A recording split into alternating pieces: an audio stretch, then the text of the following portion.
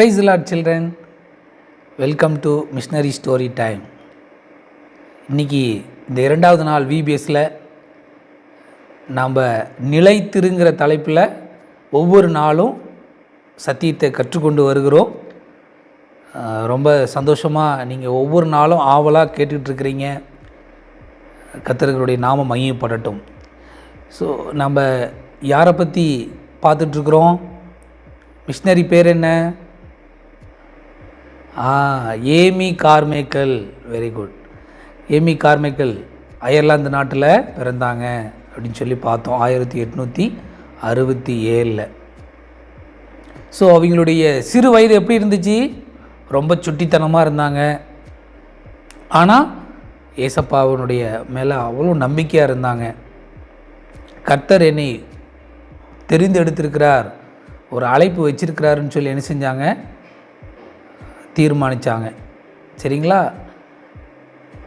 எப்படி அதை தெரிஞ்சுக்கிட்டாங்க அப்படின்னா, கர்த்தர் என்னை எதற்காக அழைத்தார் அப்படின்னு எப்படி தெரிஞ்சுக்கிட்டாங்கன்னா, ஒரு நாள் அம்மாவும் ஏமி கார்மைக்கல் 2 பேரும் கடைக்கு போகிறாங்க. அந்த கடையில் நிறைய பலகாரங்கள், ஸ்வீட்டு, கேக்கு எல்லாமே இருக்குது.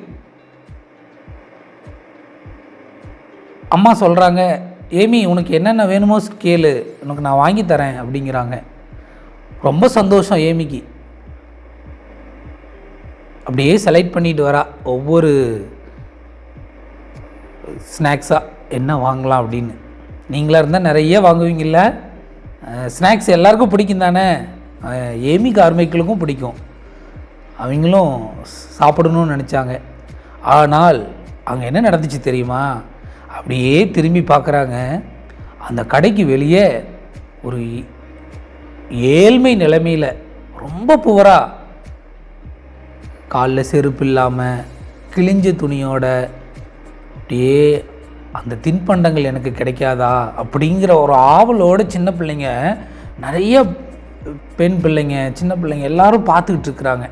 அந்த கண்ணாடி மேலே கை வச்சு அதை யாராவது வாங்கி தர மாட்டாங்களா அப்படின்னு சொல்லி.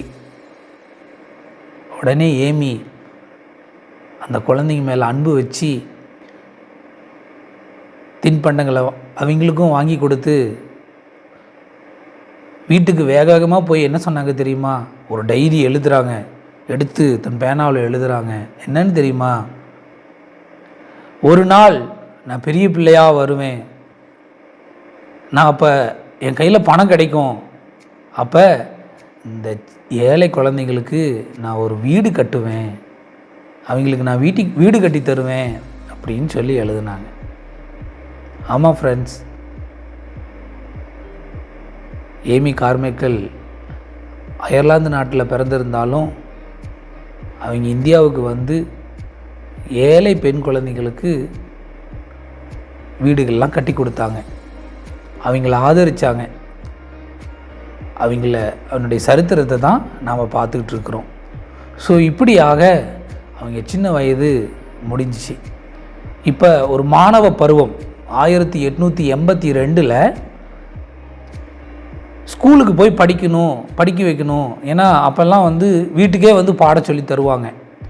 இப்போ பள்ளிக்கூடத்தில் சேர்த்தணும்னு சொல்லி அவங்க அப்பா அம்மா முடிவு பண்ணி ஏமி கார்மைக்கலை காரோகேட் அப்படிங்கிற இங்கிலாந்தில் இருக்கக்கூடிய ஒரு பள்ளிக்கூடத்துக்கு அனுப்பிச்சி வைக்கிறாங்க. இவ்வளோ நாளாக ஜாலியாக இருந்த ஏமி இப்பொழுது ரொம்ப ஸ்ட்ரிக்டாக அந்த பள்ளிக்கூடத்தில் அவளால் ஒன்றுமே செய்ய முடியல. ஏன்னா ஃப்ரீடமே கிடையாது. ரொம்ப ஸ்ட்ரிக்டாக அந்த பள்ளிக்கூடத்தில் நடத்துனாங்க. ஒவ்வொரு சின்ன பிள்ளைங்களையும் படிக்கணும், கரெக்டான டைமுக்கு தூங்கணும், விளையாடக்கூடாது. ஸோ இப்படியெல்லாம் இருந்ததுனால அவளுக்கு பிடிக்கவே இல்லை. எப்போ பார்த்தாலும் ஏமி மேலே ஏதோ ஒரு கம்ப்ளைண்ட் வந்துக்கிட்டே இருக்கும். ரொம்ப சுட்டியாக தான் இருந்தாள். ஆனாலும் அவள் ரொம்ப சுட்டியாக இருந்ததுனால அந்த ஸ்கூல், அவங்க படித்த அந்த டிபார்ட்மெண்ட் அவங்களுக்கே என்னது லீடர் ஆகிட்டா ஏமி. இப்போ ஒரு நாள் 1882 வால் நட்சத்திரம் தோன்றுச்சு. அதை பார்க்கணுன்னு ஒரே ஆசை எல்லா பிள்ளைங்களுக்கும். உடனே ஏமிக்கிட்ட போய், நீ தான் லீடராச்சே, அந்த வால் நட்சத்திரத்தை பார்க்கலாம் இன்றைக்கி நைட்டு 12 மணிக்கு, நாமெல்லாம் ஹாஸ்டலில் தங்கியிருக்கிறோம், நீ போய் வார்டன்கிட்ட சொல்லு, பிரின்ஸ்பால்கிட்ட சொல்லு அப்படின்னு சொல்லி என்ன செய்கிறாங்க, சொல்கிறாங்க. ஏமி சொல்கிறா, இதெல்லாம் வேலைக்கு ஆகுமா, அவங்களாம் பர்மிஷனே கொடுக்க மாட்டாங்க. அதே போல் யாருமே பர்மிஷன் தரல, அதெல்லாம் பார்க்கக்கூடாது, நைட்டு 12 மணி வரைக்கும் கண்ணு முழிச்சிருந்தா எப்படி படிக்கிறது, எப்படி ஸ்கூலுக்கு போகிறது அப்படின்னு சொல்லி பிரின்ஸ்பால் மேடம் என்ன செஞ்சிட்டாங்க, அனுமதியே கொடுக்கல. ஆனால் ஏமி கம்முன்னு இருந்தாலா, என்ன செஞ்சா தெரியுமா, நீங்கள் என்ன பண்ணுங்கள், நைட்டு தூங்குங்க, உங்கள் காலில் நான் ஒரு கயிறை கட்டி விடுறேன், நைட்டு 12 மணி ஆனோடனே கயிறை நான் இழுப்பேன், நீங்கள் எல்லோரும் எந்திரிச்சிருங்க, நான் உங்களை மேலே மாடியில் போய் உங்களை என்ன செய்வேன், உங்களுக்கு வால் நட்சத்திரம் காட்டுவேன் அப்படின்னா. அதே போல் நைட்டு 12 மணி ஆச்சு, கயிறு இழுத்தா எல்லோரும் எந்திரிச்சிக்கிட்டாங்க. பிரின்ஸ்பாலுக்கு தெரியாமல், வார்டனுக்கு தெரியாமல் மேலே போய் என்ன செய்கிறாங்க, கேட்ட திறந்து போய் அந்த வால் நட்சத்திரத்தை பார்க்கணுன்னு பார்க்குறாங்க. எப்படியோ அந்த கதவு திறக்கப்படுற சத்தம் கேட்டு டீச்சர் வந்து திட்டி, காலையில் உங்களுக்கு பனிஷ்மெண்ட் உண்டுன்னு சொல்லி மிரட்டி என்ன செய்கிறாங்க, படுக்க வைக்கிறாங்க. ஸோ இப்படியே என்ன செஞ்சுது, அவங்களுடைய மாணவ பருவம் ஒரு சுட்டித்தனமாக அவங்க இஷ்டம் போல் ஒரு வாழ்க்கை போன மாதிரி அப்படியே போயிடுச்சு.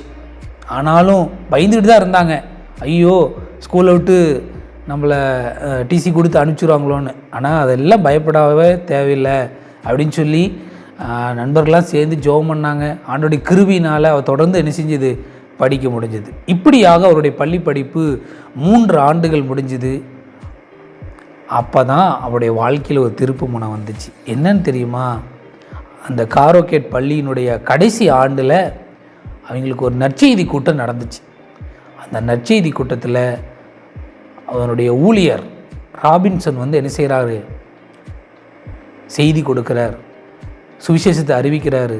இயேசு எதற்காக இந்த உலகத்துக்கு வந்தார் என்பதையும் இயேசுவினுடைய அன்பையும் தெரிந்து அவர் அவனுடைய அழைப்பை ஏற்று என்ன செய்கிறாரு, சிலுவையினுடைய பாடுகளை சொல்லி கொடுக்குறாங்க. இயேசு எதற்காக மரித்தார் என்பதை அவங்க கவனமாக கேட்டு உடனே என்ன செய்கிறாங்க, இயேசுவினுடைய சுவிசேஷத்தை அறிந்து அவர் எனக்காக மரித்தாரா, அவர் எனக்காக உயிர்த்தாரா, என்னுடைய பாவத்தை மன்னிக்கிறதுக்கு இயேசு மாத்திரம்தான் முடியுமான்னு சொல்லி என்ன செய்கிறாங்க, உடனே அந்த கூடுகையிலேயே தன்னை ஒப்பு கொடுத்து அவர்கள் ஞானஸ்நானம் எடுத்துக்கொள்கிறாங்க. அவங்களுடைய பள்ளி படிப்பை முடிந்து அவங்க வீட்டுக்கு வரும் பொழுது ரட்சிப்பின் அனுபவத்தோடு கூட, ரட்சிப்பின் சந்தோஷத்தோடு கூட அவங்க வீட்டுக்கு வராங்க. அருமையான தம்பி தங்கச்சி, உங்களுக்கும் ஒரு இரட்சகர் இருக்கிறாரு, அவர் இயேசு ஒருவர் தான். வேதம் சொல்லுகிறது, வானத்தின் கீழெங்கும் பூமியின் மேலெங்கும் இயேசு என்கிற நாமமே இல்லாமல் நம்மை ரட்சிக்கத்தக்க நாமம் இந்த உலகத்தில் எதுவுமே இல்லை. உன் பாவத்தை மன்னிப்பதற்கு ஒருவரால் தான் முடியும், அது இயேசு மாத்திரம்தான். இன்றைக்கே அந்த ரட்சிப்பில் நீ நிலைத்திருப்பியா? இப்பொழுதே உன் பாவத்தை அறிக்கையிட்டு மனம் திரும்பு, ரட்சிப்பை பெற்றுக்கொள்ளு. எப்படி ஏமி கார்மேக்கள் கிறிஸ்துவினுடைய அன்பை அவர்கள் அறிந்து ரட்சிப்பை பெற்றுக்கொண்டாங்களோ, அதே போல் நீங்களும் ஏமி கார்மேக்களை போல் ரட்சிக்கப்படுங்க. கண்களை மூடி நம்ம ஜெபம் பண்ணுவோமா?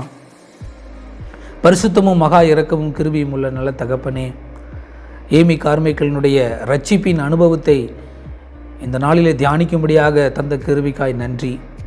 சின்ன வயதில் அவர்கள் செய்த குறும்புத்தனங்கள், சின்ன சின்ன பாவங்கள், மீறுதல்கள் எல்லாவற்றையும் அந்த கல்வி ஆண்டின் நிறைவிலே, அந்த நற்செய்தி கூட்டத்திலே இயேசுவை அறிந்து கொண்டு பாவத்தை அறிக்கையிட்டு மனம் திரும்பி அவர்கள் அந்த பள்ளி படிப்பை முடித்தாங்கப்பா. இன்றைக்கும் ஏமி கார்மேக்களினுடைய சரித்திரத்தை கேட்டுக்கொண்டிருக்கிற ஒவ்வொரு பிள்ளைகளும் அவர்களைப் போலவே தங்களையும் ஒப்பு கொடுக்கும்படியாக, அப்பா, தன் பாவத்தை மறைக்கிறவன் வாழ்வடைய மாட்டான், அவைகளை அறிக்கை செய்து விட்டு விடுகிறவனும் இரக்கம் பெறுவான் என்று சொன்னது போல ஒவ்வொருவரும் பாவத்தை அறிக்கையை செய்து விட்டு விடுகிற ஒவ்வொரு சின்ன பிள்ளைகளையும் நீங்கள் ரட்சித்து இந்த ரட்சிப்பில் நிலைத்திருக்கும்படியான கிருபைகளை தாங்க, ஆசீர்வதிங்க. இயேசுவின் நாமத்தில் ஜெபிக்கிறோம் நல்ல பிதாவே, ஆமேன், ஆமேன்.